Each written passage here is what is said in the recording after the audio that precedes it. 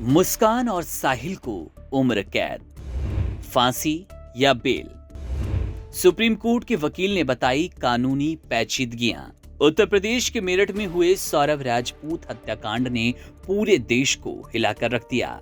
सौरभ की पत्नी मुस्कान और उसके प्रेमी साहिल ने बेरहमी से सौरभ की हत्या की, जिससे समाज में गुस्से की लहर है। हत्या के बाद दोनों आरोपी गिरफ्तार हो चुके हैं, लेकिन इस मामले में कानून की नजर से क्या सजा होगी, इस सवाल पर मीडिया से बात करते हुए सुप्रीम कोर्ट के वकील नीरज कुमार ने इस मामले की कानूनी पहलुओं पर नजर रखते हुए बातचीत की, जिन्होंने इस हत्याकांड की जांच और कानूनी परिणामों पर क्या कुछ रोशनी डाली, वो सुनिए। नीरज कुमार के अनुसार ये मामला पूरी तरह से पुलिस जांच और FSL रिपोर्ट पर निर्भर रहेगा। पुलिस ने जांच में पाया कि मुस्कान की सौतेली मां के खाते में पैसे ट्रांसफर हुए, जो एक अहम तथ्य है।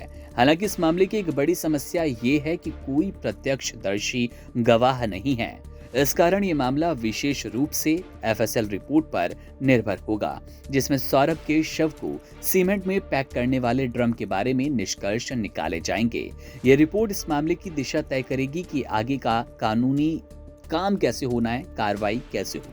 नीरज कुमार ने कहा कि इस केस के आरोप बेहद गंभीर हैं। ये रेयर ऑफ द रेयरेस्ट श्रेणी का मामला है। इस श्रेणी के मामलों में जमानत मिलना बेहद मुश्किल होता है।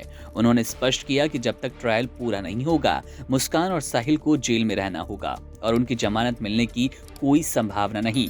इस मामले में फांसी की सजा मिलने की संभावना कम है, क्योंकि भारत में अब तक किसी महिला को फांसी की सजा नहीं दी गई। उदाहरण के तौर पर राजीव गांधी के हत्यारों में एक महिला थी जिसे फांसी की सजा सुनाई गई, लेकिन बाद में उसे माफ कर दिया गया। नीरज के अनुसार मुस्कान को इस हत्याकांड का मुख्य आरोपी माना जा रहा है कि सारा षड्यंत्र उसी ने रचा। साहिल को सह आरोपी माना जाएगा, लेकिन उसकी भूमिका उतनी महत्वपूर्ण नहीं।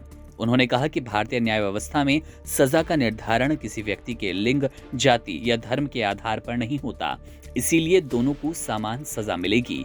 हत्या का तरीका भी ऐसा था कि एक अकेला व्यक्ति इसे अंजाम न दे पाए और इसमें 2 या 2 से अधिक लोग शामिल हैं। नीरज कुमार ने यह कहा कि इस मामले में सबसे अधिक संभावना उम्र कैद की है।